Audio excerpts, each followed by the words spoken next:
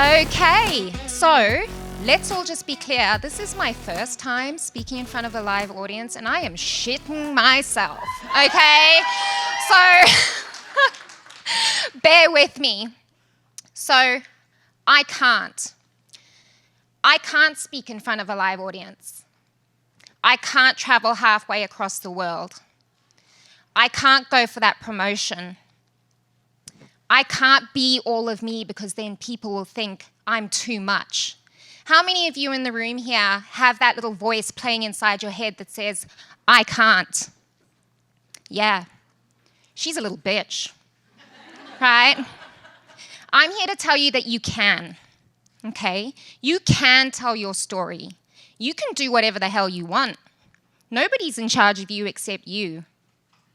You are the author of your own life. And everybody in this room has a story. I'm no different from you.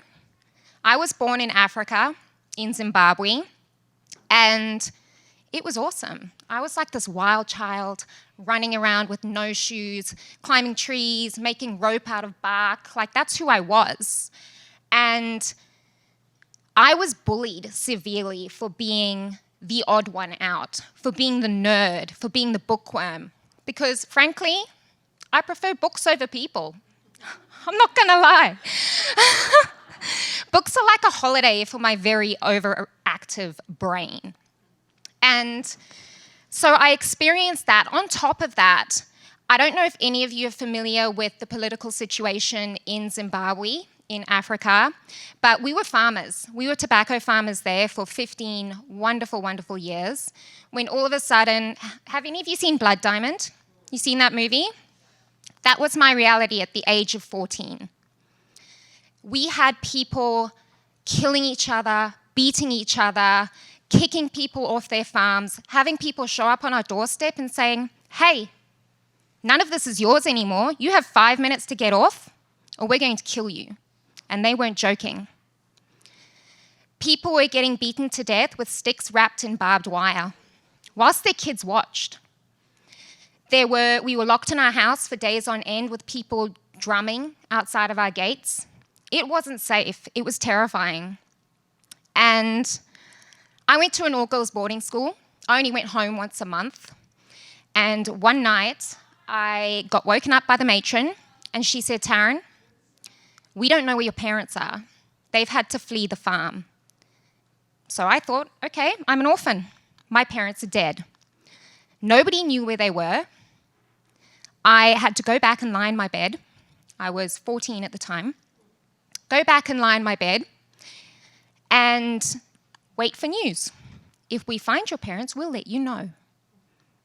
So I waited 24 agonizing hours to find out, thank God, that I was not an orphan.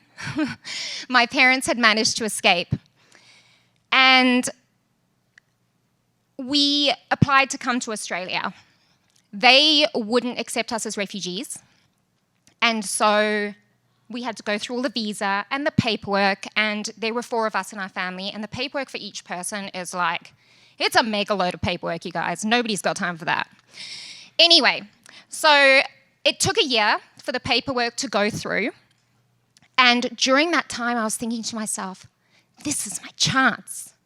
This is my chance to become somebody that everybody likes. I'm not going to be bullied anymore. I'm going to be the popular girl. I'm going to put on this actress mask and become somebody that people wanted to be. And I remember writing in my diary, literally, I'm going to become somebody that everybody likes. And so we flew literally halfway across the world, more than halfway, and I became this person. I came into a completely new culture, a country I'd never been to before, on the other side of the world, with a weird accent, let's get real, sound a little strange. And I put on this mask. I drank excessively, had a lot of boyfriends, and I was wild. Not in the good sense, not in the sense we're talking about here. And it was because I was constantly looking for self-worth outside of myself. I was looking for someone to say, hey, I like you. Hey, you have a purpose here. hey, you're important, hey, we love you. Because I didn't love myself. I didn't know who I was anymore. I had done that dance for so long, I didn't know who the hell I was. And so I started climbing the corporate ladder because I had this voice in my head, you are not enough. You need to do more, be more, achieve more, buy more. And that's what I did. At the age of 23, I was earning 6 figures, working in the railway, climbing the corporate ladder. And I had the corner office with the view of the harbour, and I was like, yeah, I got this made. I'm a success. But on the inside, I was deeply, deeply unhappy. And I didn't know it. Nobody knew it, least of all me.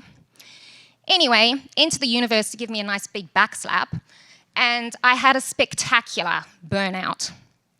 And my 6-figure career was gone overnight. I was diagnosed with PTSD, chronic depression, and major anxiety. All 3 labels, really fun ones to have at the same time. Because I hadn't dealt with my stuff, my trauma from Africa, and then that monkey dance that we all tend to do to fit into society. And when I told my family, they told me there's no such thing. Don't air your dirty laundry in public. Don't speak up. Be quiet. And that's just not who I am, clearly. So I was really ashamed. Okay, there's nothing shameful about mental health. And so I had lost my corporate career, and I got some part-time jobs. And that was all fine until I got made redundant. And then a week later, I found out I was pregnant. Then nobody wanted to hire me because I was pregnant. So that was my moment where I went, screw this. What am I doing? What am I doing with my life? I don't even like corporate. I don't like high heels. Like, why am I even wearing these? Honestly, that's not who I am. Okay? And so I started my own business. I started out as a virtual assistant, scaled that up to agency level, and then I started business coaching because that was fun, and then people weren't doing the work, so I got pissed off with them and stopped doing that. And then the opportunity came to start my own publishing company. And I was like, that makes no sense. You're already earning good money with your own business, don't do that.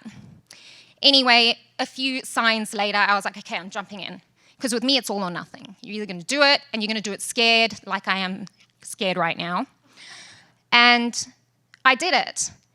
And why did I do it? Because storytelling heals.